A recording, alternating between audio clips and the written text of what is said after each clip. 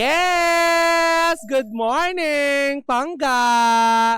Ay, nakakaloka ka naman, Pangga. Grabe naman yung tingin mo sa akin, Pangga, sa lahat ng mga nanonood sa atin sa ating Facebook Live.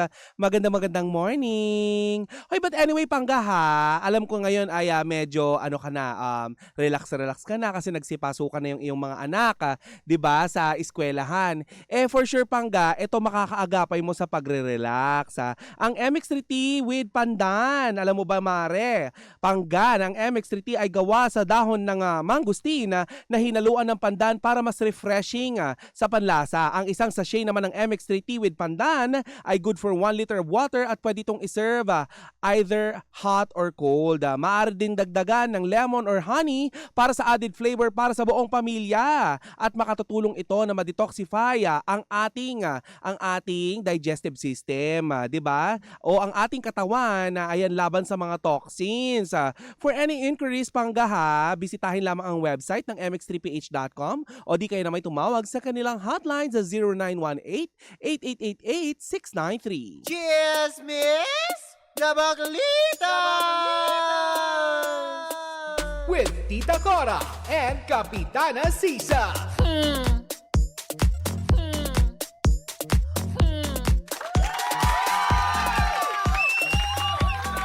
Same, pero... Pangga, we are number 106.7 Energy FM. Pangga, wag mong sabihin radyo, sabihin mo. Energy! Magandang morning, Metro and Mega Manila.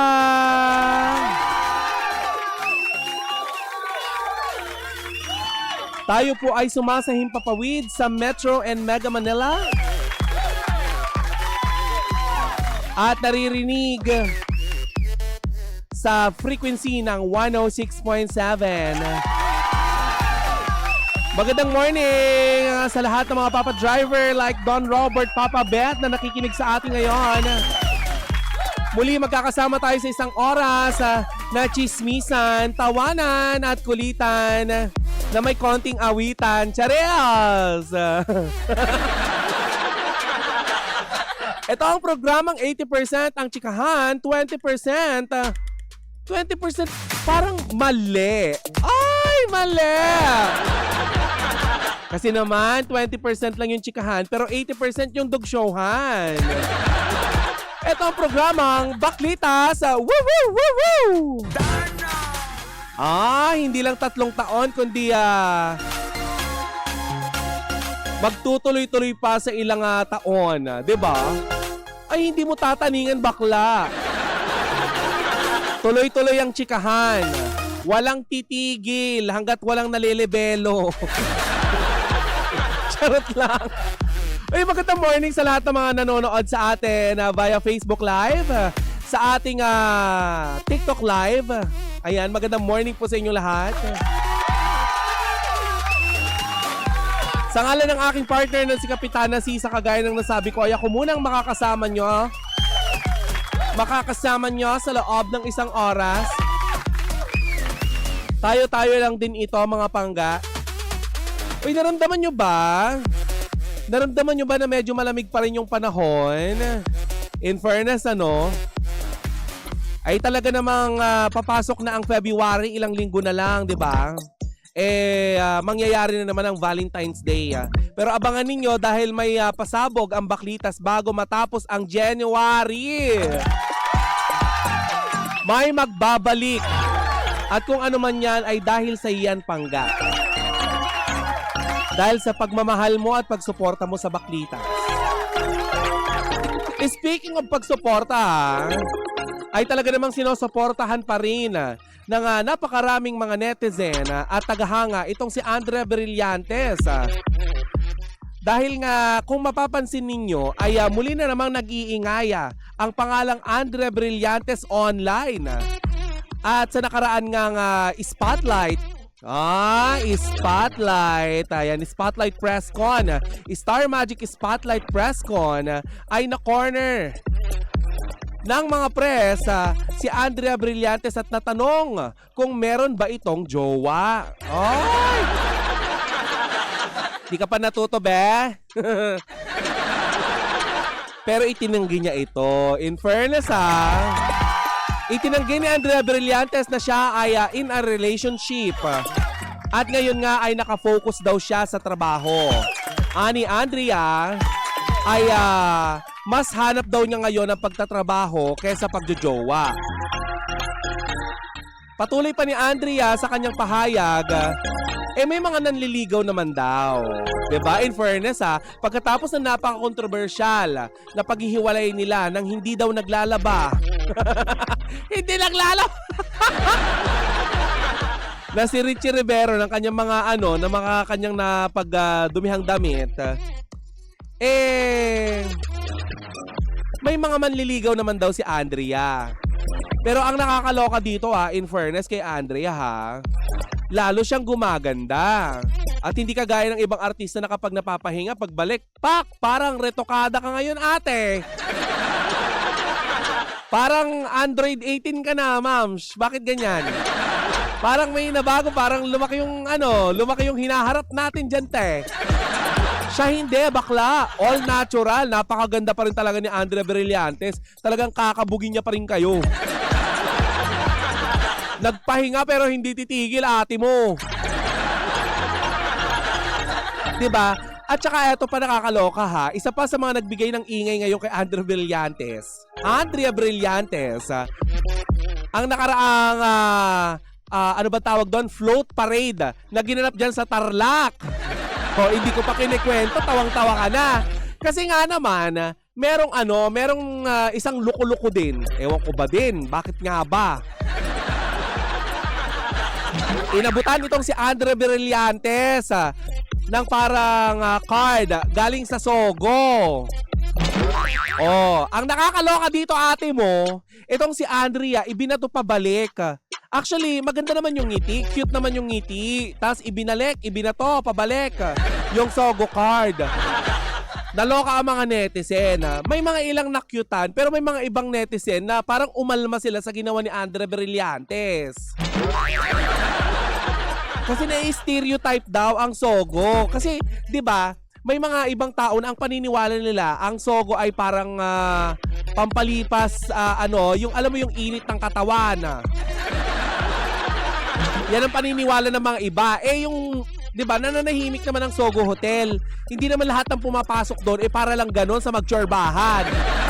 Mga bakla, alam nyo ba, way back 2000 hindi ko nasasabihin kung kailan kasi baka mamaya magbilang kayo ng edad ko. Nung ako ay nasunugan dyan sa parte ng Maynila, ayan, nung mga pagkakataong yon, alam nyo ba na si Tita Cora ay tumira sa Sogo ng 1 linggo? Siyempre yung deluxe ang kinuha natin, yung pangpamilya, yung madami. Hindi naman tayo, kukuha ng maliit na kwarto. Kasi may mga nasalba naman ako kahit papanong gamit kung saan pwede kong ipasok. Di nagsogo ako ng 1 linggo habang naghahanap ng mauupahang bago. Diba? Katunayan lamang or patunay lamang yon na ang Sogo ay hindi lamang tumatanggap or ikinikater yung mga taong gusto lang, diba, makaraos. Diba? Kaya naman yung ibang tao, tumaas ang kilay nung ibinato ni Andrea Brillantes yung Sogo card. Pero siguro wala namang intensyon itong si Andrea Brillantes na alam mo na yon na parang maliitin or pandirian, diba? Itong nasabing hotel. Mali mo, i-invite pa nila si Andrea Brillantes para i-review yung hotel, diba? Try mo din dito, B. Di ba sabi nga, ano ba yung tagline ng ng Sogo? Di ba? Kung mahal mo, isogo mo. O Sogo nakarami ka na dito, baka naman. Mababait ang mga taga-Sogo. Kung maalala nyo yung unang billboard ng Tita Cora nyo sa EDSA, nakasama ang Energy FM DJs, nasa taas ng Sogo yan, Hotel Sogo. Palakpakan naman natin sila. Pati yung yung sa Pasay, di ba? Yung EDSA, saan ba yun? Hindi ko man masyado nakita. Sinend lang sa akin, nakita ko, may billboard na pala ng Tita Cora ba? May billboard ako. Nakakaloka. Di 'Diba? Well, wala naman siguro, kagaya ng sinabi ko, wala naman sigurong intensyon na masama si Andrea Brillantes. Kasi syempre naman, 'di ba? Itong mga tao din naman kasi na ito, ini-stereotype at saka at the same time, minsan parang ginagawang panloko-loko yung Sogo card. Magpasalamat ka kayo, binibigyan kayo ng discount card eh. 'Di ba? Ay, magandang morning din sa John na Batoon na nakanonood sa ating ngayon. Galing siya, nasa ano siya ngayon? Nasa Jupiter. 'Di ba? Isa siyang yekokan. Pero alam mo, feeling ko, marami pang mga pasabog si Andrea Brillantes ngayong taon. Kasi nga sinabi niya na nakafocus daw siya ngayon sa trabaho. At kung mapapansin naman natin, kaliwat kanan naman yung mga endorsement ni Andrea Brillantes. At isa na daw sa uulitin niya ngayong taon ay ang pagta-travel ng solo. Kasi nga 'di ba, maraming fear daw itong si Andrea Brillantes. May scoliosis din daw ito kaya hindi siya makapagbuhat ng kanyang maleta na mag-isa. Pero ganun pa man, ginawa pa rin niya ang solo travel. 'Di ba nung nakaraan nasa Japan siya, kung maaalala nyo? Naalala nyo ba? Kung hindi, di hindi.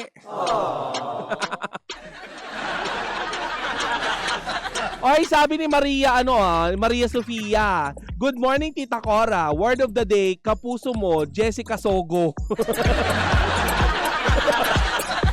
Ay, pagandahan kayo ng ganyan, ha? Huwag kayong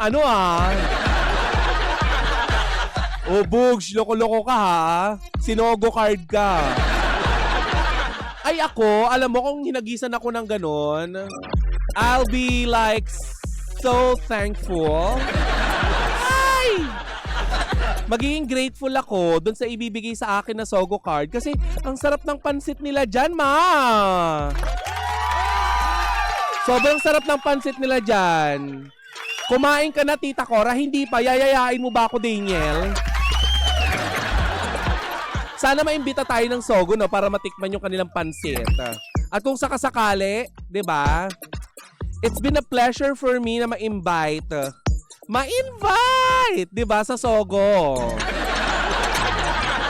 Pag mahal mo, isogo mo. So pag doon ka lang sa nakapark na bakanting lote, may nakapark na jeep doon, hindi ka mahal. Paano kaya 'yun? Ay nako, bato Andrea Brillantes ha. Congratulations, Andrea, sa mga susunod mo pang mga projects. 'Di ba? Sana ay maging brand ambassador ka ng Sogo. Bakit naman hindi?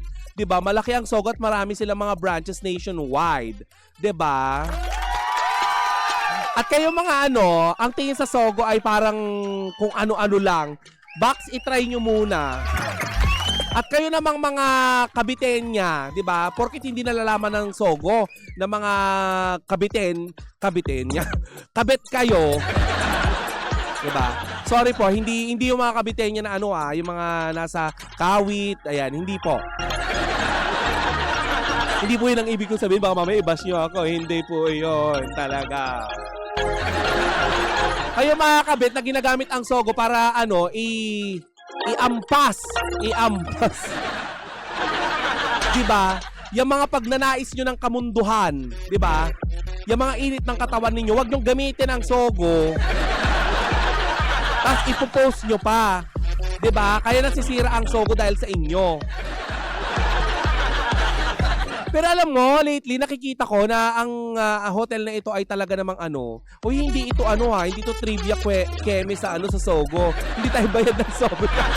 Baka sabihin nyo, grabe naman pag-promote ni Tita Cora. Pero kasi, alam mo, gusto ko lang ipagtanggol din yung mga nai-stereotype. 'Di ba? At saka, baka isipin naman ng mga tagahanga ng hotel na ito, si Andrea Brillantes, idiring-dire sa, sa Sogo, which is hindi naman. 'Di ba? Yung mga may mga masamang ginagawa sa loob ng mga rooms, 'di ba? Huwag niyo nang gamitin yung hotel na yan para lang sirain yung kanilang pangalan, 'di ba? Kaya tuloy na i-stereotype dahil sa inyo 'di ba? Love natin yan si Andrea Brillantes at sana sana ay makalampas na at makalimutan na ng mga tao ang mga nakaraang issue. Kagaya na lamang ng pinapanood ko. 'Di ba? Bukas ay ichichika ko 'yan. May chika ako tungkol sa Tungkol sa Incognito. In fairness sa Incognito, Mahusay.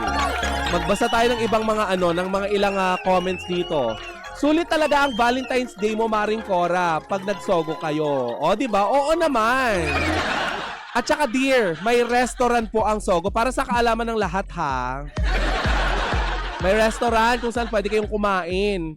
Masarap nga yung crispy pata nila dyan eh. Di ba? Bakit ba gigil na gigil ka sa mga kabit? Sabi ni Jonah Batoon. Nakakapasok pa nga dyan ang mga kabit, madam. Ayun na nga. Tapos minsan nasa police report na doon sila pumasok. Kapag nahuli ng asawa. 'Di ba? Pag hindi nagbaw ang staff, free ang meal. Uy, hindi ko alam 'yan. Hoy, Daniel.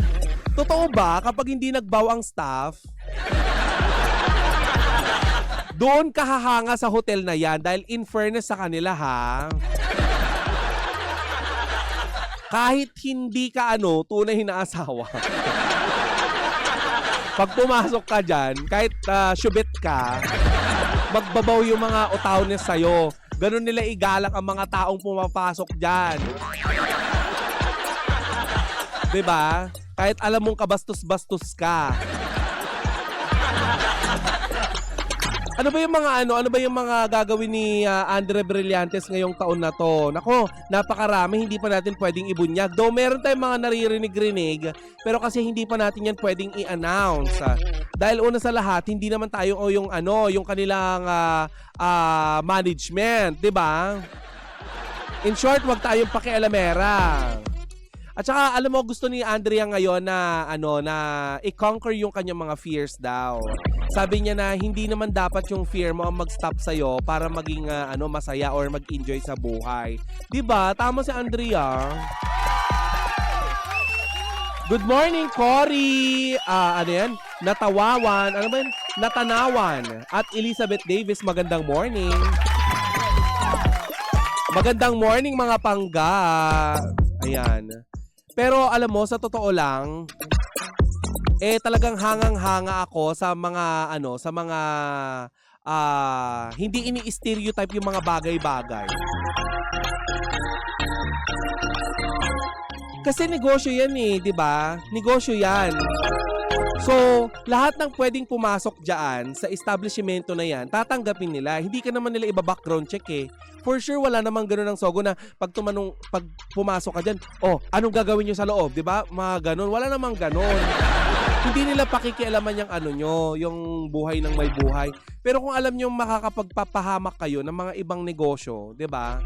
Kagaya na lamang niya, no, nakita ni Andre Brillantes yung card, ibinato niya. Ano ba nasa isip niya? Niyayaya siyang mag-short time. Ganun ba yon? Hindi natin alam kung ano nasa isip ni Andrea, pero for sure wala naman siguro siyang masamang intensyon. Magkaka-album kasi. Sabi, nagsusulat na daw ng song, madam. O, di ba? Inunahan mo pa kami, John Batoan. But anyway, alam mo, kung ano man ang gagawin pa ni Andrea, dahil balita natin ay meron siyang mga gagawing may mga gagawin siyang project with ABS-CBN. Ayan Hopefully ay suportahan pa rin natin siya. At wag niyo nang i-bash. Wala namang intention siguro yung bata. 'Di ba? Nahigupin yung sabaw ng hotdog. Ay nako, magandang morning sa inyong lahat. Ay sabi dito sabi ni Jen, magandang morning Tita Cora. Pa-shoutout po sa mga Don Bosco Makati Mamshi, si Rems Tamayo, si Jenny, si Sol, si Myla, si Edna, si Joy, si Marilu, si Army, si Tessa, si Veron, si Grace, si Mami Carmen. Maraming salamat po. Magandang morning, Miss Jen. Magandang morning sa lahat ng mga nakatutok sa atin all over Metro and Mega Manila. Ay mamaya sa ating pagbabalik, mainit-init pa rin ang ating chikahan ha. Minus Kapitana Sisa dahil ngayon ay ako lang muna ang inyong makakasama. Ayan ay sa loob pa ng kalahating oras. Pero tayo muna ay maghanap buhay at magtugtugan, ha? Huwag ka maglilipat ng radyo, ako'y magbabalik. Ha? Dahil tayo pa rin ang same, pero... Iba! Pangga, we are number 106.7 Energy FM. Pangga, wag mong sabihing radyo, sabihin mo. Energy! O Bini, kanta na.